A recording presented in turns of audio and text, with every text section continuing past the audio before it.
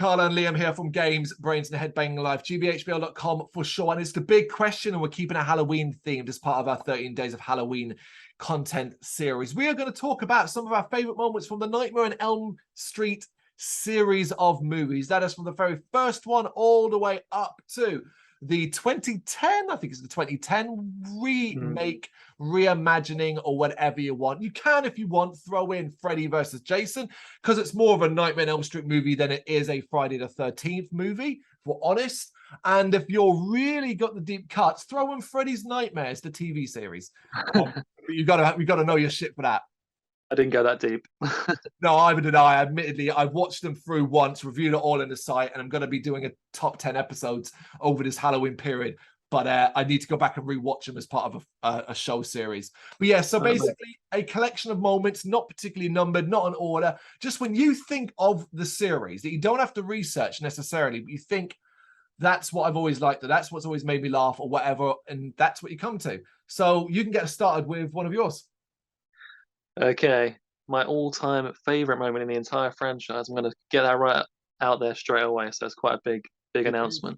I love the moment in Freddy's Dead, the final nightmare, when Freddy is riding on a broomstick and he's pretending to be the Wicked Witch of the West, and he says, "I'll get you, my pretty, and your little soul too."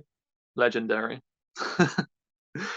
No, seriously, that's not actually one of my moments, but there's a lot of ridiculous moments in that film anyway, but some fun ones as well, but that's not actually my favorite moment.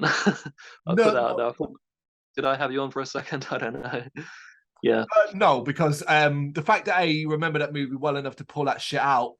Yes, there are many absurd moments in that, but it's certainly memorable. So when I think of Freddy Krueger, that's one of the images that pops to my mind. They did that to me. That's their fault. Yeah. All right, so I'm going to go with one from New Nightmare, which is it's one that always sticks with me, and I always love the scene when in the latter half of the movie when Freddy is coming through Dylan's bed. He's like popping through the bed sheets, and he like cuts open it and like bursts his way through, and like yeah, I've always thought that was a really cool way to reveal Freddy and his new look. He's got this like new makeup style they've done that I think looks really nice, and you've got the new mechanical claw, and yeah, he just looks like really badass in that moment. I don't know if you're supposed to think that Freddy Krueger looks badass, but I just thought like that was just a really cool reveal moment. And yeah, apply his new look.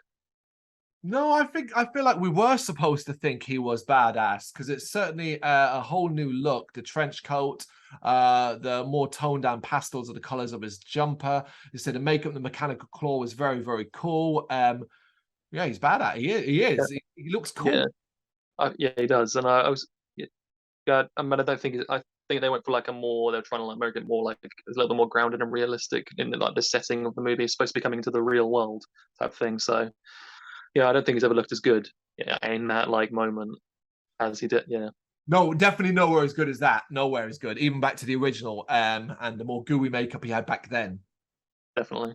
Okay, so I do have some serious ones, but I do have some that are just silly and cheesy that I do still really appreciate for the wrong reason. So I'm going to go to Nightmare on Elm Street Part 2 here. Obviously a famous movie that has a lot of good about it, has a lot of bad.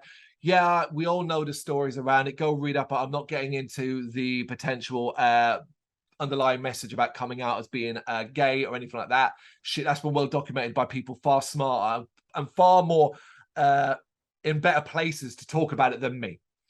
But I'm going to talk about two scenes in that movie that pretty much come quite close to each other that when I saw was younger made me laugh. One of them I love now so much that I use it as a reference point for this specific cliche. So first is when Jesse is dancing in his room.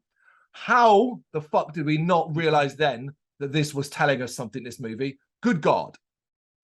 Well, I mean, like you said, you're not going to go into it by anyone that's documented reasons of why it was kind of obvious. I think that scene is quite up there. But...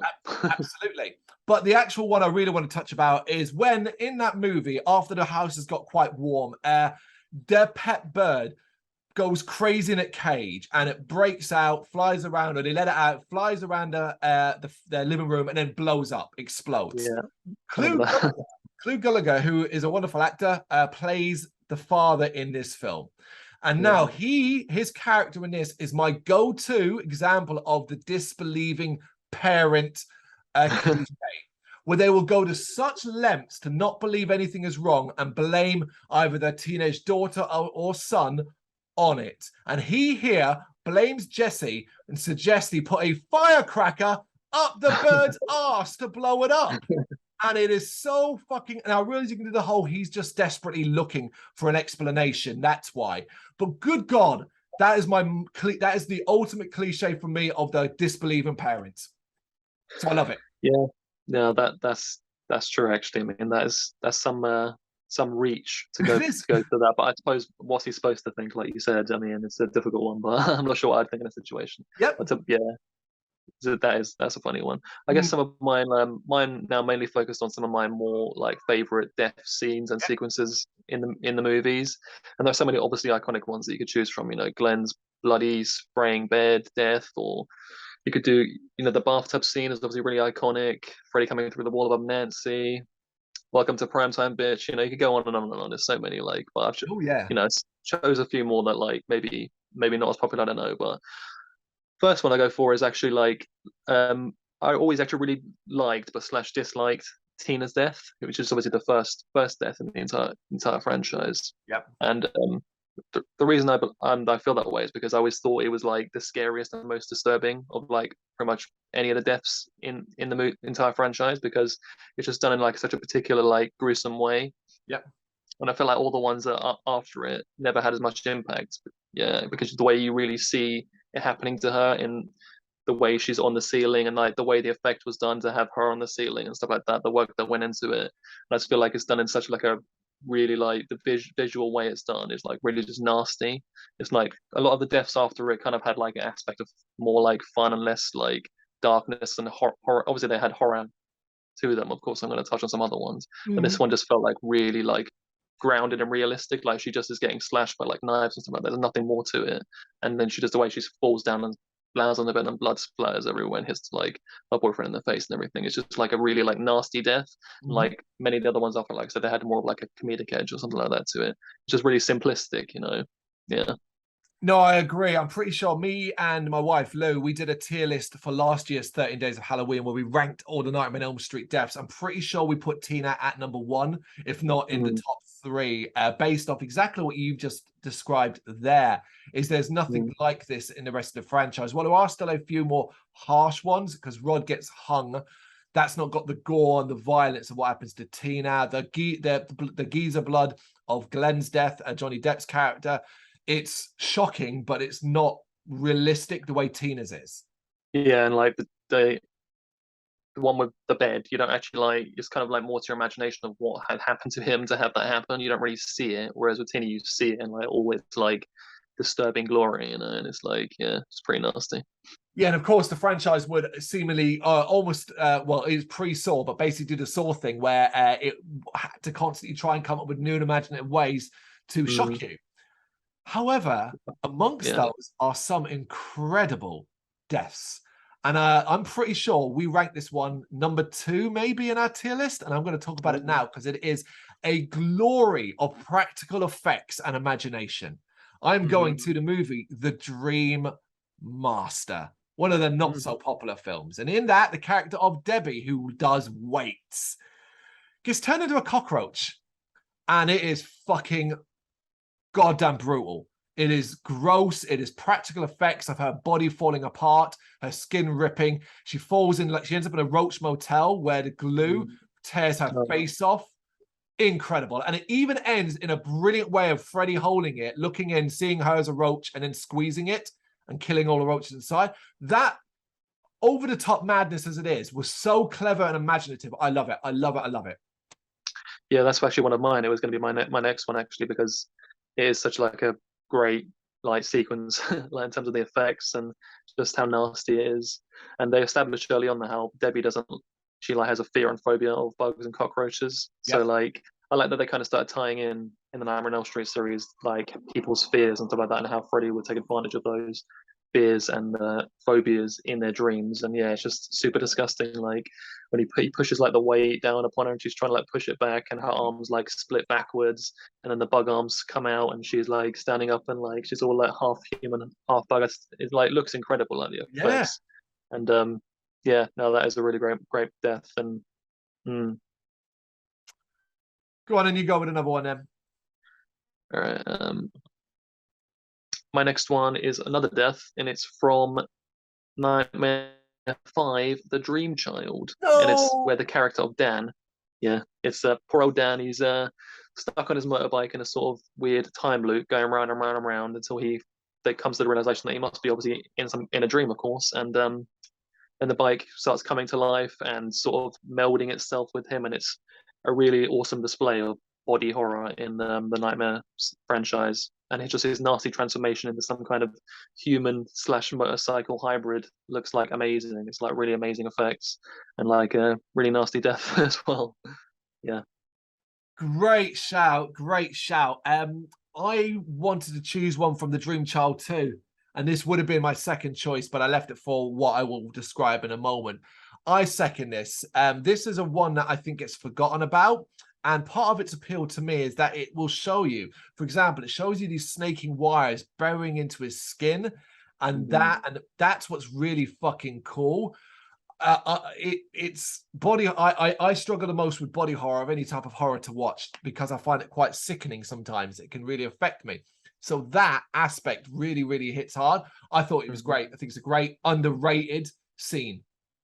Yeah, I mean, people talk like quite down on some of the later Nightmare movies because obviously have massive issues in terms of the story with Freddy and his backstory, and but like some of the creativity with the kills just kind of got better and better in a lot of ways, you know, especially with the effects.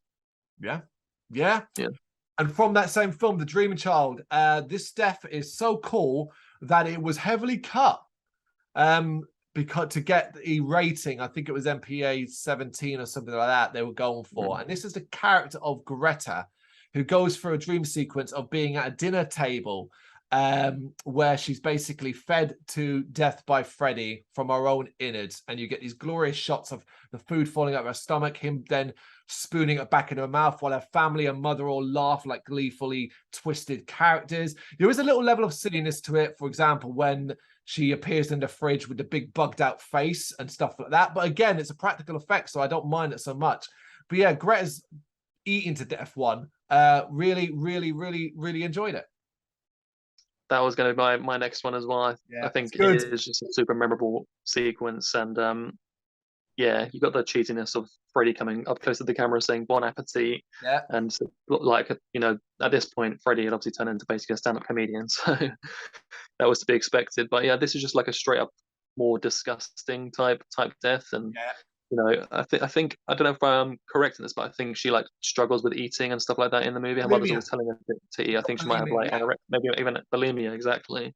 So again, he's taking that whole thing of like something that they fear and a trauma and stuff, and like turning it like against them and stuff. So that's like also makes it more like nasty. Mm-hmm. Yeah, it's just a straight up disgusting death. And again, the effects work. Like her popping out of the fridge and stuff with the massive cheeks, obviously, yeah, it's a little bit silly, but like the effects work that's on display there is also really impressive. What we're trying to tell you people is that Dream Master, Dream Child, the forgotten bastards of this series do have stuff that's enjoyable in it. Yeah. Got any more? Nope. That's me done. Okay, I'm going to throw out a few quick ones then that I kind of wanted to just mention as well. From Dream Warriors, not a death, so to speak, although the whole death physics is awesome, so to speak, but the image of Taryn's track marks with little mouse hungrily wanting the drugs is a really fucked up image. Loved it. Talking of nasty body horror. Yep, there we go. Absolutely. You mentioned it briefly, but one of my most iconic scenes, favorite overall, is the practical effect. Bear in mind, a remake would do the same scene, but CGI it because they're idiots. The original Freddy Krueger pushing through the wall above Nancy's bed. That was brilliant. Iconic. Iconic, absolutely. And tie into that, when Nancy falls asleep in class and goes out into the hallway, runs into the hall monitor, that's Freddy pretending to be her, but it's the body bag. And it's the body bag being moved invisibly. Awesome. Yeah, great stuff. I'm going to talk about Freddy's Nightmares. I joked about the start, but I'm going to mention one specific thing and a reason why you should at least check out episode 1 of that TV show from season 1. Because episode 1 deals with the real Fred Krueger, played, of course, by Robert Englund, and how he got away with it, including him in court. And he fucking plays it with the most sinister, hammy, brilliant way that you just adore. Season 1, episode 1 is basically continuation of the movies and really, really does it interestingly. I'm a really big fan of that first episode. Mm. And lastly, for cheese, in Dream Warriors, there's a scene where everybody falls asleep and the knocking thing starts to float in the air in horrible CGI. That's not what I care about. What I care about is the introductions of everybody and their powers. In the most cheesy Power Ranger way ever. I'm so-and-so and I'm bad. I'm so-and-so and I'm strong. And it's just like, oh, that's terrible. That's so bad. Because these actors aren't bad, but the way they have to deliver these lines, you know they can't. In my dreams, I'm the wizard. It's just, nobody could save that shit. So it's just so hilariously shit. But here's the thing, it's coming from characters you really, really like. You really like, so it's easy to kind of forgive them for, except for Joey. Joey is a horned up idiot. He gets everything he deserves in that movie. No sympathy. No sympathy. No sympathy for Joey. But it's super cheesy. But the cheese is like well and truly like underway at that point in the franchise. It just gets cheesier and cheesier. But that's cool, man. Anything from the remake that you can think of the top of your head, just anything that you're like, you know what, that wasn't so bad. I've got one moment from the remake. Let me try my one. I think I remember one actually. One and do yours. I think it's where the main she is Nancy, and if I'm correct, she is supposed to be Nancy. Yeah, I don't remember. I've only seen it. Nancy's a different character, isn't it? I can't remember. I can't remember what the main character's name is, but anyway, I think she's either taken some kind of like drug or something to try and help her stay awake, and she is in like a supermarket, and I believe Freddy's hunting her, and he kind of like is flashing in and out of like dream state and reality state because like the drugs are wearing off. Yeah. So he's kind of like coming towards her and getting closer and closer and stuff like that. And it's kind of like it's a cool like sinister moment where he's like slowly going to be like making his way because these things that she's taken is wearing off. Yeah, that's the scene I remember. I'll throw in when she falls asleep in the class and they do that almost like decayed explosion around it. It's a visual, cool looking thing. And because at that point you hadn't seen Freddy and what you get is a scratch of the claws, at that point in time, you're like, oh, cool. And then obviously we see him. And this, I'll always say this, no slur on Jackie Earle Haley, wonderful actor, just not right for this role. That's it. Pretty much. And he, he's just basically doing his Rorschach voice again the whole time, which probably wasn't the best choice, but I guess that's probably what they asked him to do, and it's not his fault. You can only do what you asked. Yeah, but we haven't had any continuations since. I believe I read the other day that Heather Langenkamp would be interested in potentially doing a Halloween type sequel, maybe one that just takes into account the first movie, erases everything that came after it. Maybe, who knows, man? Maybe Nancy is like old, a recluse. She's barred herself away from society. She's got a shotgun. She's waiting for Freddy to return, man. Just like Halloween, because we all know how that worked out so well for the new Halloween trilogy. Evil dies tonight, Carl. Do you know? Evil dies tonight, man. Do you know? As of the time of recording, we're recording this on the Wednesday of, what is it today? Wednesday, the 19th of October.